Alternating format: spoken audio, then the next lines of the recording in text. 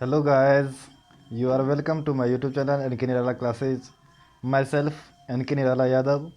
Today I will discuss about chapter 1 of class 12th biology, whose name is reproduction in organism.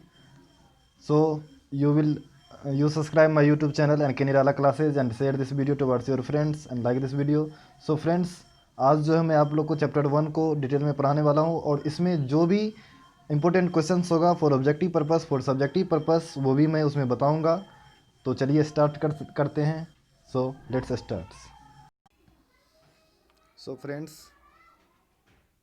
in this chapter reproduction in organism we will discuss about reproduction, lifespan, types of reproduction and asexual reproduction and binary fission etc. So friends, let's start. Reproduction.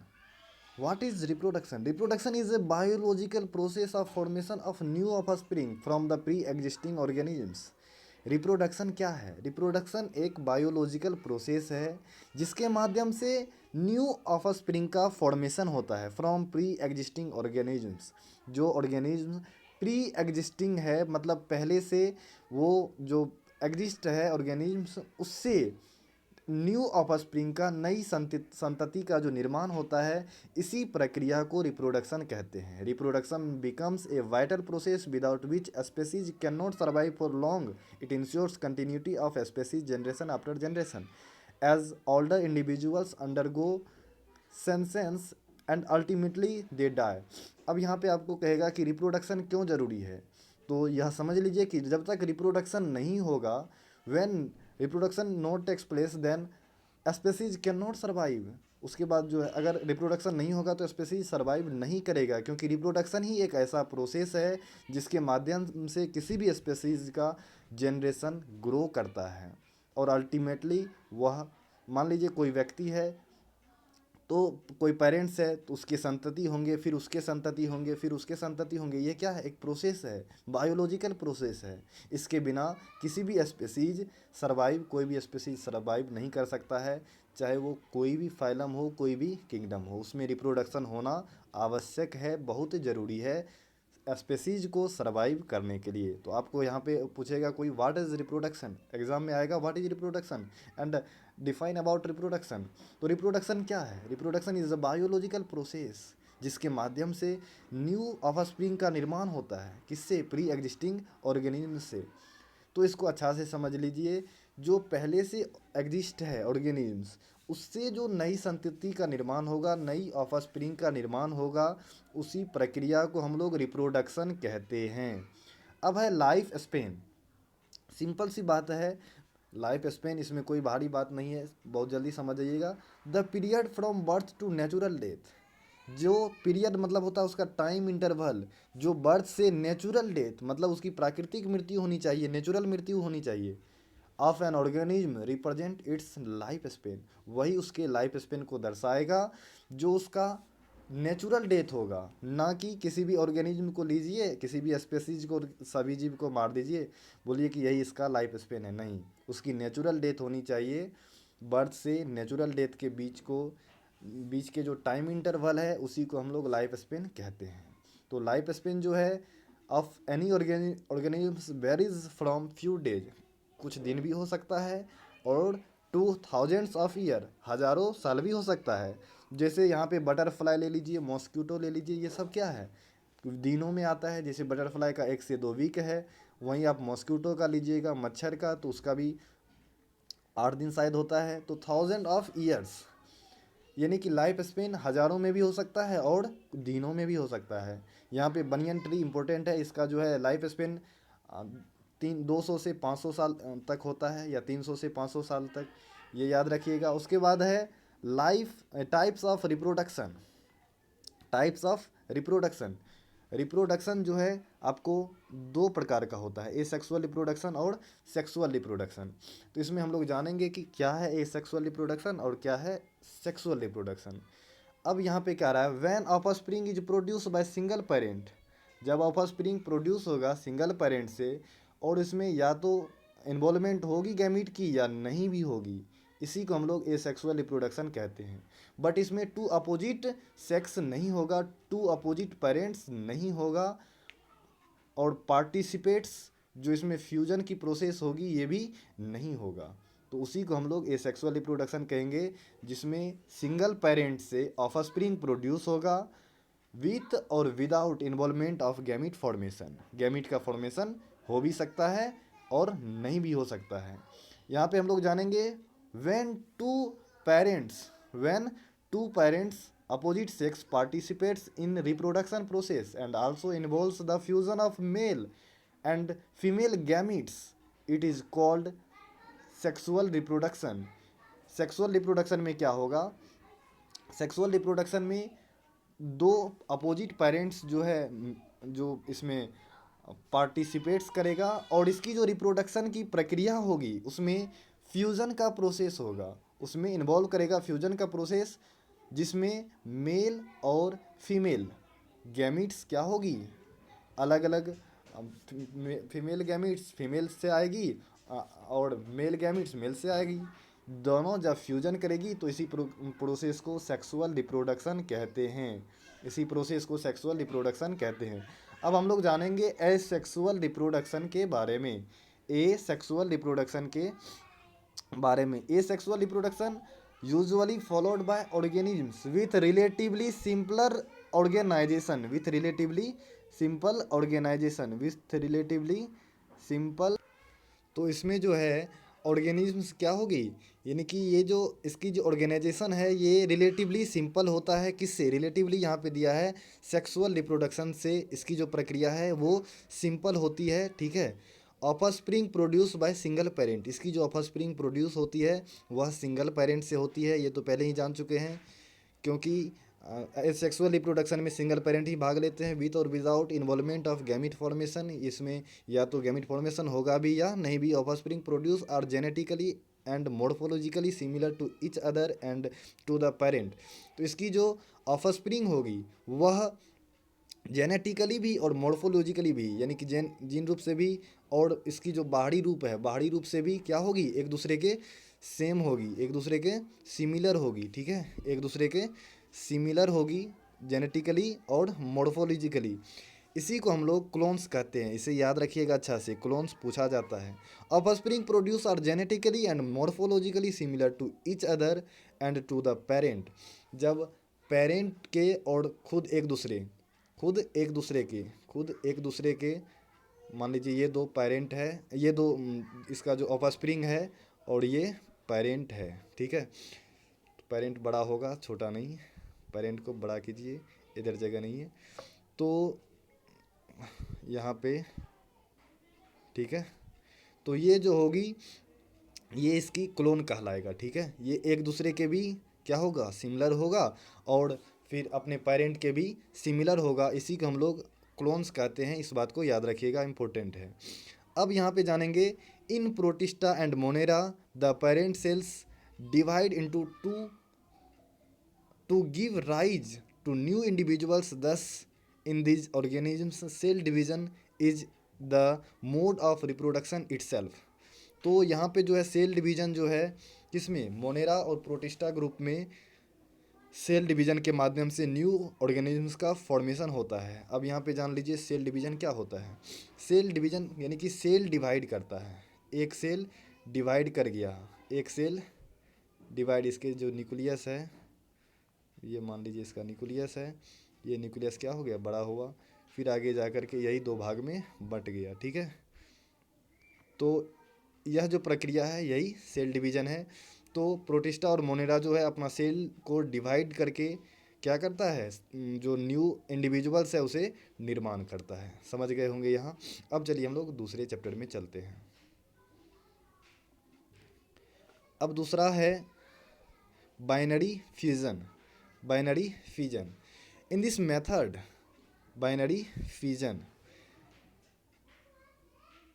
अब है in this method of asexual reproduction a cell divides into two halves and rapidly grows into an adult, example amoeba. तो binary fusion जो है, binary नाम से ही पता चलता है, ये जो है इससे दो गो पार्ट्स का निर्माण होगा। बाइनरी फ्यूजन के ये जो दो पार्ट्स में बट जाएगा, एसेक्सुअल रिप्रोडक्शन है। बाइनरी फ्यूजन क्या है, एक एसेक्सुअल रिप्रोडक्शन है, एसेक्सुअल रिप्रोडक्शन क्यों है? क्योंकि इसमें जो है टू पेरेंट्स तो भाग ले नहीं रहा है। A cell divides into two halves and rapidly grows, और ये दोनों अलग होकर के क्या करेगा, ग्रो करेगा और एक एडल्ट का फॉर्मेशन कर देगा। तो बाइनरी फिजन में अमीबा को आप ले सकते हैं, ठीक है, अमीबा को ले सकते हैं। इसका जो है टू पार्ट्स में क्या हो जाएगा, ये जो है जगह कम के कारण जो है छोटा छोटा बना रहे हैं, तो ये टू पार्ट्स में डिवाइड हो जाएगा और ये एक दूसरे के ग्रो करेगा। तो ये है बाइनरी फिजन। अब है बडिंग। बडिंग, ये स्मॉल बर्ड्स, एक स्मॉल बर्ड बाहर निकलेगा और उससे क्या हो जाएगा, ऑफ स्प्रिंग का निर्माण हो जाएगा। तो इसी प्रक्रिया को हम लोग बडिंग कहते हैं, सिंपल सी भाषा में है। अब इसे हम लोग देखते हैं पूरे डिटेल में, ठीक है। Small birds are produce that remain attach initially with parents and get spread on on maturation. Example yeast में है। ईस्ट में क्या होता है, बडिंग का प्रोसेस होता है, ये भी याद रखिएगा, ये भी इम्पोर्टेंट है। बडिंग का एग्जाम्पल ईस्ट में, ईस्ट जो है पूछ भी सकता है। तो एक ईस्ट में क्या होता है, सबसे पहले एक स्मॉल बर्ड निकला, यहाँ पे देख रहे होंगे एक स्मॉल बर्ड निकला। तो ये जो स्मॉल बर्ड है यही निकल करके बाहर छूट करके जो है एक नई संतति का निर्माण कर लेता है। इसी प्रोसेस को हम लोग बडिंग कहते हैं। Small birds produce that remain initially with parents, शुरुआत में ये क्या रहता है, पेरेंट्स के साथ रहता है, एंड गेट स्प्रेड, और धीरे धीरे बढ़ता जाता है ऑन मैच्यूरेशन। मैच्यूरेशन की जो है अपने और जो है मैच्यूरेशन मतलब अपना आप को जो है ना ग्रो करने लगता है। Fungi and simple plants like algae produce through special reproductive structures like zoospore. Motile structure, motile मतलब होता है यहाँ पे गतिशील, ठीक है। और कोनिडिया, पेनिसिलियम, पेनिसिलियम क्या है, पेनिसिलियम एक जो है एक चलिए यहाँ पे आगे देखेंगे कोनिडिया फॉर्मेशन के निर्माण से कैसे जो है नई संतति का ऑफस्प्रिंग का निर्माण होता है। तो कोनिडिया जो है एक इसी टाइप में बर्ड्स के रूप में भी होता है, एक गोलाकार संरचना बनाता है और हवा के माध्यम से वो एक दूसरे से बिखर जाता है और जिससे एक न्यू ऑफस्प्रिंग का निर्माण हो जाता है। तो इसको हम लोग आगे देखेंगे बर्ड्स हाइड्रा में और गैम्यूल्स स्पंज में, स्पंज को भी देखेंगे। अब क्या है, इन plants vegetative reproduction occurs by vegetative propagules like runner, rhizome, sucker, tuber, offset and bulb। इसकी जो वेजिटेटिव पार्ट है और एग्जाम्पल है, वेजिटेटिव पार्ट का मतलब हुआ जिससे ये ग्रो करता है, ठीक है। Vegetative reproduction occurs by vegetative propagules like runner, rhizome, sucker, tuber, offset and bulb. ये बहुत इंपॉर्टेंट है, ये पूछेगा ही एग्जाम में, इसे आप अच्छा से ध्यान में रखिएगा। ऊपर वाला भी जितना बताए हैं ये सब भी इंपॉर्टेंट है, इसमें तो आगे और डिस्कस करेंगे। ये जो वेजिटेटिव रिप्रोडक्शन के लिए vegetative propagules like runner, rhizome, इसकी जो वेजिटेटिव पार्ट्स है ये पूछेगा। यहाँ पे क्या है, रूट, रूट जो होता है वेजिटेटिव पार्ट किसका किसका होता है, डलिया का होता है, एस्पेरेगस का होता है, ठीक है।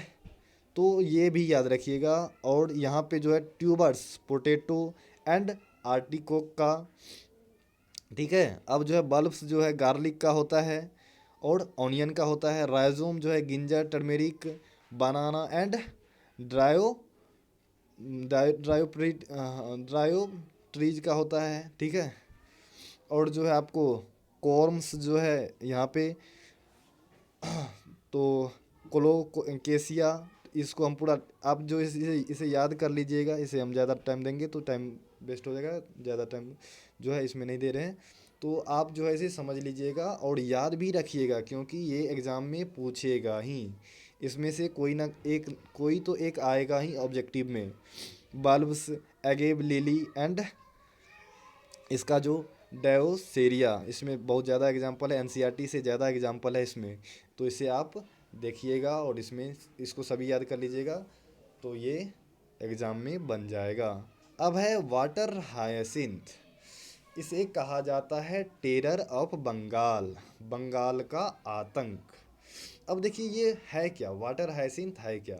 गांव सब में देखे होंगे, जो गांव में रहते हैं, जल कुंभी, वो जल पे पूरा छत्ता जैसे बना लेता है और जल में जो रहता है मछली और भी जानवर और भी जो जीव रहता है, ऑर्गेनिज्म रहता है, तो ये वाटर हाइसिंथ जल से ऑक्सीजन सोख लेता है, जिसके कारण जल में ऑक्सीजन कम होने के कारण मछली या अदर ऑर्गेनिज्म मरने के कगार पे आ जाता है। तो इसके लिए इसे आतंक कहा जाता है, ठीक है।